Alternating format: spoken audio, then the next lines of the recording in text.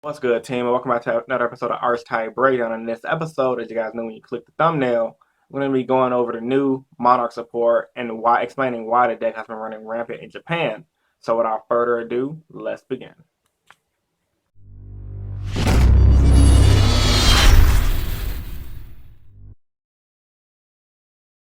Starting off by saying, for the purpose of the video, I'm just going to be going over all the new support for the Monarch deck in detail and explaining why they're good. And towards the end of the video, I'll be talking about the cards you guys should be picking up if you want to build this deck come January, because based on what I saw on Facebook earlier today, the Monarch deck will be coming out into the TCG come January. So, starting off, I'm going to be going over the boss monsters. Erebus, the Netherworld Monarch, he has the first effect of you can tribute summon him with one less tribute by tribute summoning for a tribute summon monster. Say that 1,000 times without getting your tongue tied. 2800 attack, 1000 defense. When he hit the field, you can send 2 Monarch spell and trap cards with different names from your deck to the graveyard to bounce a card from your opponent's hand at random, from the field at random, or from the graveyard. Well, not from the field at random, but from the field and or graveyard to the deck and shuffle it in. Very powerful. And then when he's in the graveyard, you can send 1 Monarch spell and trap from your hand to the graveyard to add 1 2400 or more attack monster from your graveyard to your hand. So pretty much he can recycle himself. He can recycle things like Vanity's Fiend and Majesty's Fiend from the graveyard to the hand if you want to run those in the deck. Very powerful and very good. So yeah, when you kill him, you can pretty much recycle pretty much everything. Next boss monster, Athor the Heaven Monarch. 2800 attack, 1000 defense. Same Monarch clause. You can tribute summon him with 1 less tribute by tribute summoning a tribute summon monster.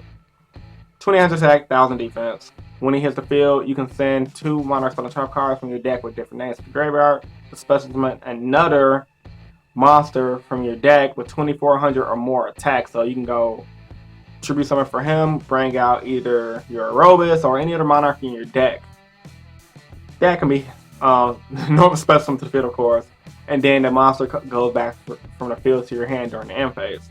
And also when you use that effect, you cannot use your extra deck. Not like Monarchs run an extra deck anyway, so that's a very powerful effect, because that effect allows you to swarm the field and pretty much attack over your opponent, because 2800 attack is nothing to joke with. And then he has a secondary effect, which pretty much once per chain. You can banish 1 Monarch from the trap card from your graveyard to tribute summon him from the hand. So fucking good, because that once per chain effect can only be used on your opponent's turn. So let's say your opponent's going to swarm in a field, have a field full of monsters and trying to attack your game, like Fleet Force for example. Tribute summon him. Well, banish spell traps, tribute summon for him. Bring out another Monarch like Erebus, and now you have a field of monsters with 2800 attack, and you 9 times out of 10 you won't get OTK unless Fleet Force has like skill drain, lose 1 turn, etc. That's really powerful. Honestly thinking about picking this deck up based on those 2 monster effect alone. But wait, there's more. The deck also has the 2 new knights. I call them Heaven and Hell Knight because it just sounds cooler than their actual names. Talk about Heaven Knight first. Heaven Knight, when you normal summon or special summon him, special summon 1 monster, 800 attack and 1000 defense from your deck except Heaven Knight. Not like there's any other monsters in the game with those same stats. And then when he dies, add 1 banish Monarch spell trap card from your banish onto your hand. Very good. So you can't get Heaven Knight, but you can get Hell Knight with Heaven Knight's effect. And Hell Knight effect is when you normal summon or special summon him, you pretty much contribute summon a monster for that turn. So he's like a double summon, but you just can't normal summon again. You have to tribute summon for effect. And then when he dies, you can special summon 1 monster, 800 attack and 1000 defense except Hell Knight. So when Hell Knight dies, you get Heaven Knight. When Heaven Knight gets the field, you get their effects is dumb. They just loop each other, really stupid. Then when you use their effects, you get no extra, of course. So it's very powerful. All the monsters for the Monarch archetype honestly is very powerful.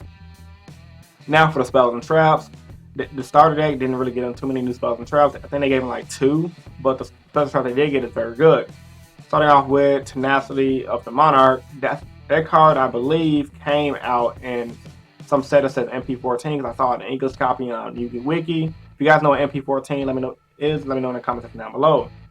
Tenacity is pretty much a rotor for the deck. You reveal 1 Monarch from your hand with 2400 attack or 2800 attack to add search the deck for a Monarch spell and trap card out of your hand. So you can search for Monarch Stormforth, Vassal Monarchs, etc. Next card. Next spell trap card. Well, next spell card. Phantasm of the Monarch. You pretty much, it's the draw engine for the, that's the D draw for the deck. You send a Monarch spell trap card from your hand to the graveyard to draw 2. And then you can banish this card while it's in your graveyard to reveal 3 Monarch spell trap cards from your deck. Your opponent picks 1, add it to your hand, then send the rest back to your deck. Really stupid. Like, it has 2 effects. Like, could the deck get any dumber? The next card, it's a field spell for the deck. While you got a tribute summon monster, your opponent can't special summon monsters from the extra deck. Dumb already. But the opponent's monsters gain 800 attack during damage stuff.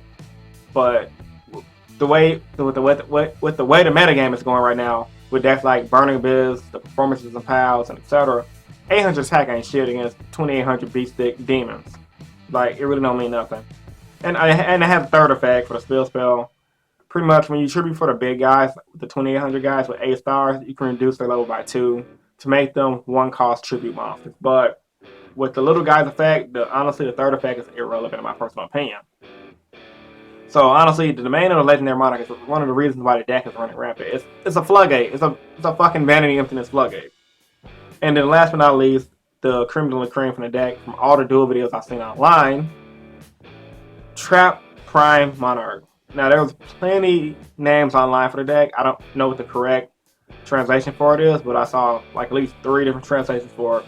And pretty much, you can target Monarch spell and trap cards from your graveyard, put it back in your deck, and draw 1. So I believe it's up to 2. And then while it's in your graveyard, you can banish a spell and trap card, special summon this card as a monster, but not a trap. So while it's in your graveyard, you can banish another Monarch spell and trap card from your graveyard to special summon the Prime Monarch as a monster and not a trap card. So your opponent can't MST it when it hits the field as an actual monster, giving you more tribute fodder for your fucking Monarchs.